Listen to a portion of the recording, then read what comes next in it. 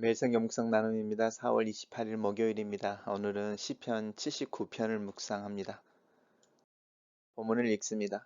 하나님이여 이방 나라들이 주의 기업의 땅에 들어와서 주의 성전을 더럽히고 예루살렘이 돌 무더기가 되게 하였나이다.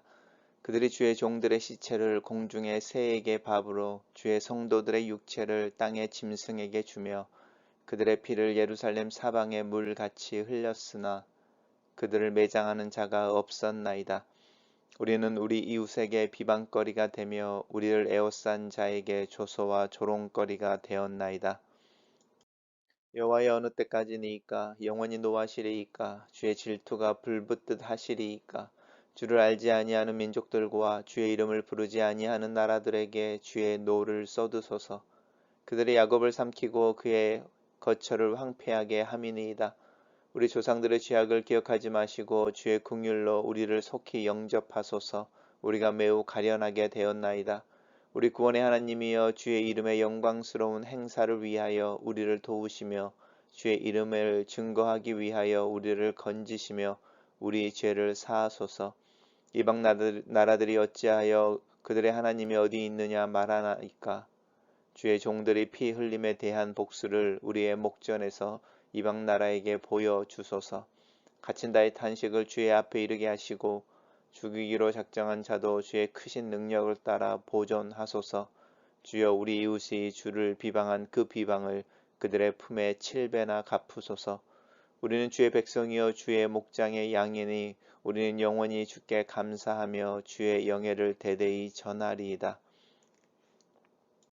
오늘 본문을 세 개의 단락으로 나누어서 묵상해 보겠습니다. 첫 번째입니다. 하나님이여 라고 부르면서 이방 나라들이 주의 기업의 땅에 들어왔다. 주의 성전을 더럽히고 예루살렘을 돌무더기가 되게 하였다. 주의 종들의 시체라고 하는 부분들을 공중의 새에 밥으로 주었다라고 할 때 주의 종들의 시체는 아마 제사장들을 의미하는 것 같습니다. 주의 성도들의 육체를 땅 위에 짐승 위에 주며 그들의 피로가 예루살렘 사방에 물같이 흘렀으나 매장하는 자가 없다. 상상을 한번 해보십시오.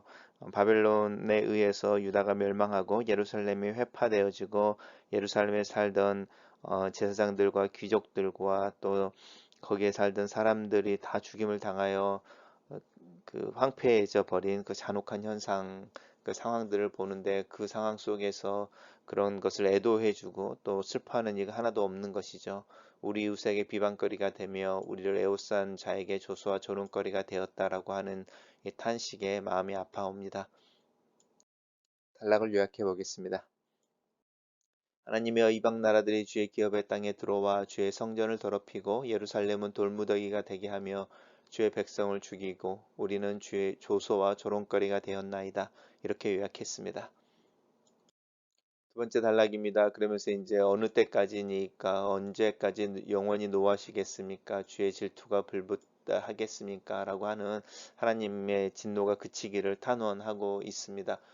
주를 알지 못하는 민족들과 주의 이름을 부르지 않는 나라들에게 주의 노를 쏟으소서라고 하는 부분은 그들이 예루살렘에 오고 와서 회파하고 주의 성전을 더럽히고 주의 백성들을 죽였던 그 만행을 갚아주십시오. 이렇게 이야기하는 부분입니다.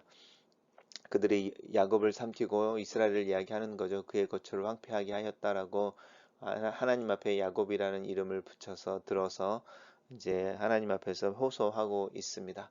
그러면서 탄원하기를 우리 조상들의 죄악을 기억하지 마시고 주의 긍휼로 영접하십시오. 우리가 불쌍하고 힘이 없고 가련하게 되었습니다. 그러면서 우리 구원의 하나님이여라고 하나님의 이름을 부르면서 주의 이름의 영광스러운 행사를 위하여 주의 이름을 위하여 우리를 도와주십시오. 주의 이름의 증거를 위하여 우리를 건지시고 우리 죄를 사해 주십시오. 우리는 능력이 없지만 우리는 자격이 없지만 하나님을 위하여 우리를 긍휼히 여겨 주십시오. 왜냐하면 이방 민족들이 이방 나라가 우리를 보면서 그들의 하나님이 어디 있느냐라고 탄식하고 있습니다라고 하나님 앞에 계속적으로 탄원합니다. 갇힌 자의 탄식이라고 하는 것은 이스라엘 백성들을 의미하겠죠.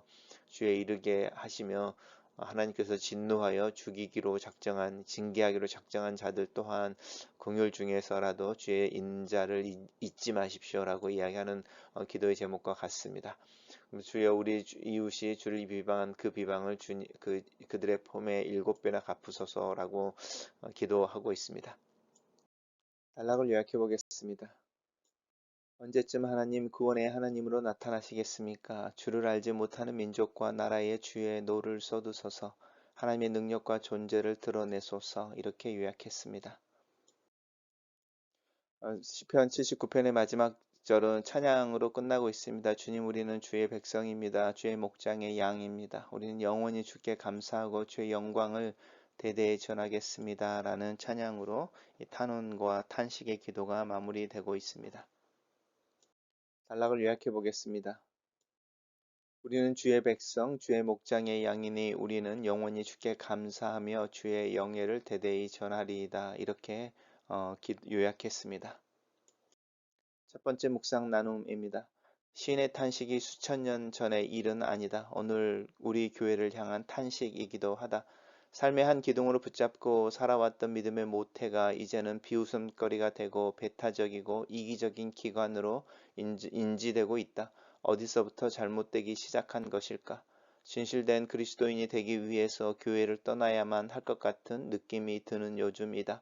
내 스스로에게 돌을 던지고 내가 미성숙한 결과로 내 교회가 악하고 약하다고 말할지라도 그 자책보다 더 큰 어떤 구조적인 문제가 있는 것은 아닐까 하는 생각이 든다. 21세기의 교회를 수치럽게 하는 이 이방 나라는 무엇인가? 무엇이 교회를 차지하고 화렴과 종교적 열광 뒤에 숨어 점령군 노릇을 하는 것일까? 교회를 떠돌거나 교회를 나가지 않기로 하는 많은 이들의 슬픔과 아픔을 누가 품을 것인가? 두 번째 묵상 나눔입니다. 구원의 하나님이 나타나기를 기도하는 시인의 마음을 생각해 본다. 언약과 사랑의 하나님께서 자기 백성을 괴롭히는 이방 민족을 향해 분노와 심판으로 나타나기를 기도하고 있다. 그런데 이 지경에 이르게 된 하나님의 백성들의 책임과 회개에 대해 조금 더 깊은 성찰을 해야 하지 않을까 싶다. 조상들의 죄를 이야기하기 전에 나를 먼저 생각할 필요가 있다. 주님의 노가 내 위에 쏟아지고 있기 때문이다. 나는 내 자신을 성찰하고 돌이키는 모습이 필요하다. 나를 괴롭히는 자나 내 어려운 상황에 초점을 맞추기보다 하나님의 구원을 기도하고 또 하나님의 또 나타나심을 기도하는 그 시인의 현실이 여전히 오늘의 일처럼 느껴진다. 매를 들어 때릴 때에는 어쩌면 그 매를 다 맞아야만 하는 상황이 있다. 원망이나 화를 내지 않고 묵묵하게 내 스스로의 잘못을 복귀해야 하는 때가 있다. 어쩌면 이 회상과 성찰, 깊은 침묵과 회개의 시기를 놓치고 있는 것은 아닐까. 시인의 탄식 앞에서 또 그 기도 앞에서 오랜 고난 앞에서 하나님의 은혜를 생각하고 하나님의 도우심을 구한다. 세 번째 묵상 나눔입니다. 이 고백이 내 입이 아니라 내 삶과 몸을 통해서 나타나기를 기도한다. 내가 만약 주님의 백성이라면 이렇게 살아서는 안 되는 부분이 있다. 주의 목장의 양이라면 주의 음성을 듣고 따라가야 한다. 주께 감사하는 것과 주의 영광을 전하는 노력이 필요하다. 내 신앙은 이런 면에서 너무 안일하다. 어떤 종교적인 열광이 아니라 내 삶의 전역에서 내 믿음이 고백되어지기를 작은 물건 하나 사는 일에서부터 차나 집을 사는 큰 커미트먼트까지 선택의 순간에 하나님을 생각하며 진리의 영이신 성령께서 깨우쳐 주시기를 또 그렇게 알려주시는 말씀의 진리를 따라 살기를 조금은 조심스럽게 조금은 더 책임감 있게 하루를 살 수 있기를 그 좋은 조심스러운 몸짓이 우유부단이 아니라 겸손이며 순복의 자세의 표현이기를 기도한다. 글로 쓰는 기도입니다. 상황이 어려울 때, 시련이 올 때 주님을 향해 얼굴을 들고 기도하는 마음을 주셔서 감사합니다. 상황에 대한 원망이나 불평을 하나님 앞에 마음껏 쏟아놓을 수 있는 자유로움에 대해 감사를 드립니다. 하지만 어린아이처럼 부모 앞에 울고 서 있는 모습을 넘어서 조금은 내 삶과 상황을 이해하고 내 행동과 원인을 찾아볼 수 있는 지혜로운 마음과 성찰하는 태도를 위해 기도합니다. 어디서부터 문제가 시작되었는지를 알기 위해 하나님 앞에서 침묵할 줄 아는 인내를 구합니다. 지혜와 통찰의 힘을 위해 기도합니다. 그렇게 묵상 중에 나를 보게 하시고 내 삶의 전 영역을 통해 하나님을 예배하고 내 신앙을 고백해낼 수 있는 성실하고 성숙한 삶을 위해 기도합니다. 아멘.